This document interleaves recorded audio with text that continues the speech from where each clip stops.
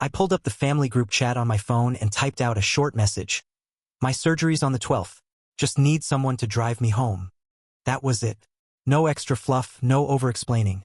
Just a simple request for help after a minor procedure. A few seconds later, my sister Brooke shot back with, "LOL. You actually thought we'd miss Cabo for that." Her response was so quick it felt like she'd been waiting to say it. Then, as if to sprinkle some extra salt into the wound, my mom added her own message. "Don't guilt us. This trip's been planned for months." I just replied with 2 words, "My mistake." I didn't bother defending myself, didn't try to explain, and sure as hell didn't beg. Those 2 words said enough. 17 years worth of quiet resentment packed into a short, flat reply. At that point, I figured that was it. End of conversation. I call an Uber or maybe ask a neighbor. Not what I wanted, but I'd make it work. What none of us realized, what I couldn't have possibly seen coming, was that 4 days later, when my mom called the hospital just to check in, the nurse would tell her something that would throw their precious Cabo getaway into absolute chaos. Brooke hadn't always been this cold.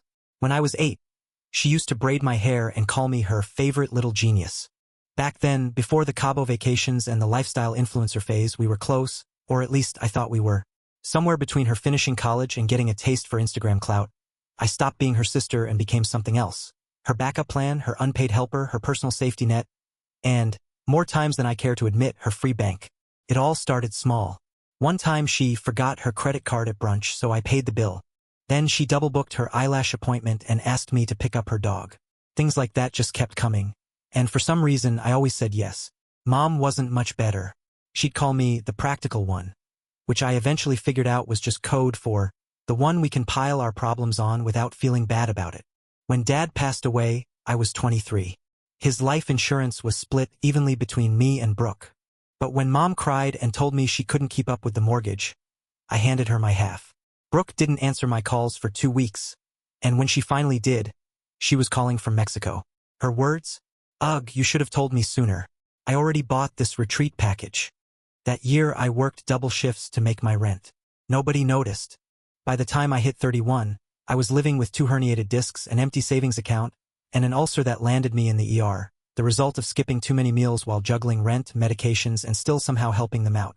So, when my gynecologist told me I'd need a minor surgery, nothing major, just a laparoscopy to remove a benign mass, I thought maybe just this once they'd step up. It wasn't life-threatening. I didn't need money.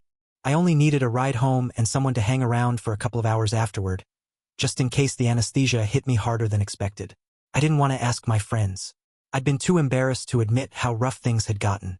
My responsible one image didn't include the part where I went into debt covering Brooke's car repairs after she rear-ended a Mercedes and called me sobbing. So I sent that text to the family group chat, and Brooke fired back with, "Oh, you actually thought we'd miss Cabo for that." That wasn't just her saying no. It was a slap in the face. A public little performance to make it clear that my health wasn't worth rearranging her plans for. Mom's follow-up managed to sting even more. "Don't guilt us. This trip's been planned for months." Like I was trying to manipulate them. Like asking for a ride after getting cut open was an outrageous request. I stared at those 2 messages for a long while before I typed back, "My mistake." Then I opened my calendar and set up an Uber for 4 p.m. to pick me up from the surgical center and take me back to my apartment. I even arranged for my landlord to have a spare key, just in case something went wrong.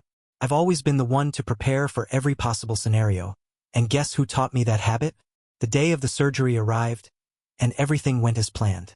The doctor was kind. One of the nurses held my hand as the anesthesia pulled me under. When I woke up, groggy and a little nauseous, the first thing I did was grab my phone. No calls, no texts, not even a lazy "hope you're okay." Brooke had posted something, though, an Instagram story of her lounging in a bikini, sipping from a coconut, with the caption, "Manifesting health, wealth, and hot weather #Cabo Diaries." I leaned over and threw up into the hospital trash can. The nurse, a gentle older woman named Nina, came over and rubbed my back. "You okay, sweetheart?" she asked softly. I nodded, still catching my breath. "Yeah, just the anesthesia." She handed me a cold bottle of water and then helped me into a wheelchair. "Your ride's on the way," she said. "Uber," I told her. She blinked, a little surprised. "No one could pick you up?" "They had other plans," I said with a shrug. She didn't push for details. Instead, She handed me a small packet of crackers. Here, you'll need something in your stomach. When I finally got home, I collapsed into bed. The pain medication took the edge off the soreness in my abdomen, but it didn't touch the heavy ache in my chest. 3 days later, my phone rang. The number wasn't familiar, but I answered anyway. Hello. The call came out of nowhere. Hi. Is this Hannah Cole? Yeah, that's me. This is Laura from North Lake Medical. Your mother called earlier trying to get in touch with you. I just wanted to confirm your condition, per the consent form you signed. My pulse kicked up. Wait. She called the hospital? Yes. She said she hadn't heard from you and was concerned. We didn't share specifics, of course, but she was persistent. Eventually, I told her that your surgery went well, you'd been discharged, and you got home safely in an Uber. Oh, I said, my voice flat as a countertop. Laura paused for a beat before adding gently. She seemed surprised you didn't have anyone with you. I let out a short laugh, the kind that's more sharp than amused. When we hung up, I unlocked my phone. Still no texts from Mom. Still nothing from Brooke. 5 minutes later, the screen finally lit up. Mom, Hannah, why didn't you tell us you were going alone? You should have said something. I just assumed you had someone else. Another one followed almost immediately. I talked to the hospital. That wasn't okay. Then came Brooke's contribution. Wait, you actually went through with it alone? Are you serious? I feel kind of bad now. Like, not bad, but you should have said something if you were desperate. Desperate. That word sat in my gut like spoiled milk. I didn't reply. Instead, I opened WhatsApp and archived the entire chat. The real turn came the next day when Brooke FaceTimed me. I let it ring out. She tried again. This time I picked up. Her skin was a deep tan. Her hair braided with little beads that clinked when she moved.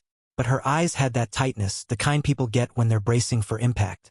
Hey, she said, voice small. I stayed silent. She exhaled hard. Look, I didn't know you were going alone. I figured you had a friend or somebody. I even asked you. I know you asked, I cut in. But you made it sound like it didn't matter. It was a surgical procedure, I added. Technically, she said, rolling her eyes. But you're fine now, right? I stared at her. Brooke bit her lip. Anyway, she continued, I talked to Mom. We're thinking we might just fly back tomorrow. The vibes here are kind of off. I blinked slowly. Because of my surgery? Well, yeah. And Mom's upset. She keeps saying we look like monsters, which is dramatic, but whatever. Leaning closer to the camera, I said flatly, you don't need to come back. Her eyebrows shot up. Wait, what? I don't need anything from you, Brooke. Then I hung up. She tried calling again. I blocked her. But Mom pulled something I didn't expect. She booked a flight and showed up. When I opened the door, I was still in my robe, stitches tugging and aching. She stood there with her purse clutched tight to her chest, eyes shiny like she was fighting tears. I didn't know, she said. Yes, you did. She broke right there, standing on my welcome mat, and in that moment I knew things would never go back to how they were before Cabo. She lingered in the doorway, staring at me like I was some fragile antique she didn't know how to pick up without breaking. Can I come in? She asked finally, voice small. I turned and walked toward the couch without answering. If she wanted in, she could step over her own guilt. The place wasn't messy. I'd cleaned the day before, even though it hurt to move, but I looked awful. My hair was scraped into a greasy knot. My sweatpants had soup stains, and the coffee table was littered with painkiller bottles and half-empty ginger ale cans. Mom sat down stiffly across from me, purse still in her lap like armor. Honey, I had no idea you were completely alone. You had every idea. Her jaw tensed. I didn't think you'd actually go through with it without telling us more. You didn't say it was serious. I told you the date. I told you I needed a ride. That was the message. She opened her mouth, closed it again. Brooke said, oh well. That shut her up. She shifted, glancing around the room like there might be an instruction manual for this conversation hiding somewhere. I think we all just assumed you were exaggerating. You've always been so independent. You mean quiet. I mean strong. No, you mean convenient. The one who doesn't make you feel accountable. Mom flinched. That's not fair. What's not fair? I shot back. Is you telling me not to guilt you when I asked for one single ride after years of carrying this family like it was my 9 to 5. I grabbed a pharmacy receipt from the table and tossed it toward her. That's $312 worth of meds I had to pay for myself because I can't use the family's insurance card anymore. The one you swore we'd all share after Dad died. But Brooke maxed it out on Botox sessions. Her face went pale. That's not true. It is. I called the provider. She hit the cap last month. Mom blinked hard, then whispered. She said it was for migraines. She said it was to a salon in Beverly Hills. Her mouth opened and closed a few times, like a fish out of water, before the tears started. You have no idea what it's like being her mother, she said suddenly, her voice shaking. Do you think it's easy? Brooke needs a lot. She always has. I wasn't supposed to need anything, right? The silence after that was thick. She looked down at her lap. You never complained, she said finally. Because complaining didn't change anything. That cracked something in me. Do you know what it felt like to lie in that hospital bed with no one there? To wake up confused, in pain, and have the nurse hold my hand because my family was sipping cocktails by a pool? Her eyes welled. Hanukkah, I'm sorry. No, you're not. You're panicking. You're scared about how it looks, what your friends, your sisters, the neighbors might think if they find out what kind of mother you've been. She shook her head, sobbing. That's not true. It is, I snapped. You're not here because you care. You're here because you got called out. She covered her face with her hands. I stood. You should go. Her head lifted. Han, please. I'm tired. My stitches hurt and your guilt isn't helping. She rose slowly, clutching her purse like it was the only solid thing left. Where do we go from here? I met her eyes. I don't know, but we're not going back. She left. The next day, Brooke showed up. I didn't open the door. She pounded for a full 5 minutes, then texted, Open up. We need to talk. And I canceled the last 2 nights in Cabo. Got home early. Be grateful. Be grateful. Like it was some grand act of charity. I opened the door, not to let her in, but to face her. She was in her airport sweats, designer sunglasses perched on her head like a crown. Her expression was a mix of concern and irritation. God, you look like hell. Thanks. Surgery will do that to you. She blinked. Look, this whole thing got blown way out of proportion. Okay? I didn't mean to sound like I was joking. I figured you had people, friends, nurses, something. I asked you.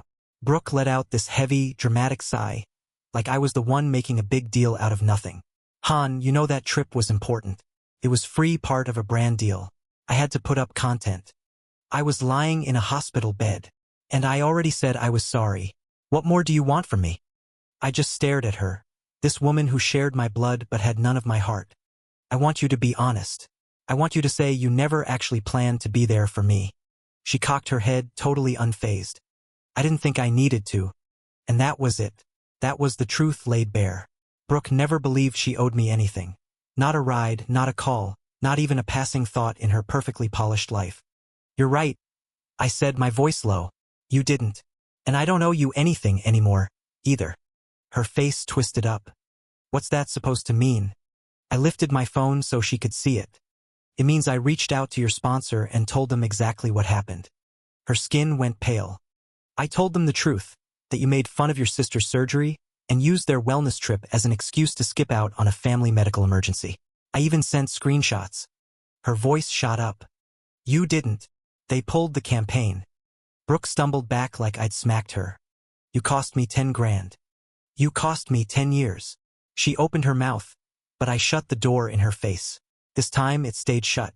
The silence afterward tasted bitter, like cold coffee that's been sitting out half the day. I sat by my window and watched a gray afternoon slowly drag itself across the sky. For the first time in years, I felt something close to freedom.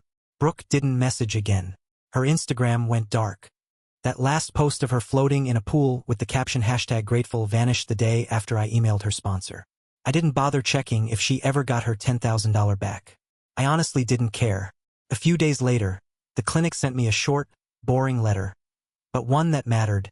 Ms. Martinez, we have refunded $312 to your account. Per internal policy, inappropriate third-party use of your shared plan has been investigated and resolved. Brooke had tried to use my insurance again. That refund meant they caught her, and this time it was done for good. Then Mom started creeping back in. First, the texts. Can we please talk? I didn't sleep last night. I feel terrible. I was a bad mother. For a moment, I almost believed it was real remorse. But then the tone changed. You've always been so distant. I just wanted peace between my girls. You're making me feel like a failure. So I sent her one line. If it hurts, it's because the mirror is finally clean. Then I blocked her. 3 weeks later, my cousin Paige texted me. You okay? I answered honestly. Yes, finally. She sent back a heart emoji and then added, just so you know, your mom and Brooke are telling people you had some emotional breakdown, that you're lashing out. I actually laughed out loud. Sitting there on my new turquoise sofa, still sore from surgery, still mending from years of being ignored. Let them talk. Let them scramble to spin the story. I didn't care anymore. I wasn't playing the part they'd written for me. When I went back to work a few weeks later, my boss, blunt as always, just looked me in the eye and said, take whatever time you need. You're solid. More care in one sentence than I'd gotten from my family in a decade. I changed the locks on my apartment. I sold the old couch, the one Brooke used to crash on after her latest heartbreak. Bought a new one, turquoise, firm, but somehow warm, like pressing a reset button. Picked up a coffee maker, nothing fancy, just mine. Signed up for pottery classes I'd always wanted to take. 2 weeks later, I held my first mug. Crooked, a little ugly, but honest, and I loved it. Then, out of nowhere, the clinic receptionist called. Her voice was careful. Hanukkah, just a heads up, your mother tried to make you her emergency contact again. You're not listed anymore, per your request, but I wanted you to know. I hung up and called a lawyer. We drafted a legal notice saying I wouldn't be financially responsible for either my mother or Brooke. Ever again. I signed it with a steady hand. Love, but no more money. 2 months later, I got a Facebook message from some account I didn't recognize. Hi, I'm Eli, Brooke's ex. I know this is random, but I saw what you did. I saw how they reacted, and I think you're the first person who's ever held them accountable. Just, thank you. You made me feel a little less crazy. I cried. Not because it hurt, but because someone finally said the words I'd been needing to hear. I saw it too. You're not crazy. You're not alone. I've never been one for fresh starts, not really. But maybe this wasn't a beginning. Maybe it was an ending. A long overdue closing of doors that should have been shut years ago. These days, I wake up without that old weight in my chest. I don't check my phone, waiting for apologies that'll never come. I make coffee in my kitchen, sit by my turquoise chair, and breathe. And I smile because for the first time, my life actually belongs to me. It's been 4 months since I asked for a ride and got laughed at. For months since I lay in a hospital bed, coming out of anesthesia, realizing the only hands holding mine were strangers. For months since I said 2 small words, my mistake, and watched my old life fall apart. Best choice I ever made. I thought cutting ties would feel like grief, like losing a limb. Instead, it felt like shedding an old, suffocating skin I'd been stuck inside for years. Life is quieter now, but it's a good quiet, the kind where I can actually hear my own thoughts. I sleep through the night. My phone doesn't buzz for guilt or obligation anymore. Nobody's calling me to clean up their mess, save them from themselves, or drop everything to serve. Brooke still tries, though. Just last week, she texted me from some new number.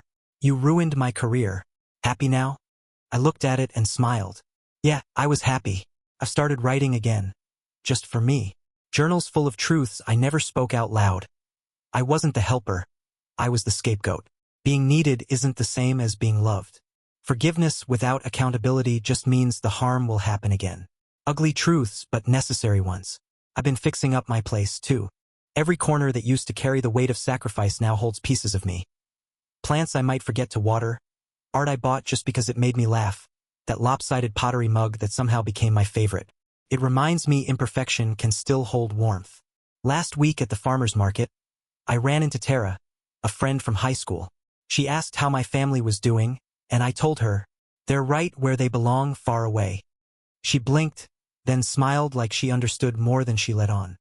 I always wondered how you stayed so calm growing up, she said. Now I get it. You weren't calm. You were surviving. That hit harder than I expected. She was right. I wasn't calm, I was controlled. Silenced. Expected to play my role. Not anymore.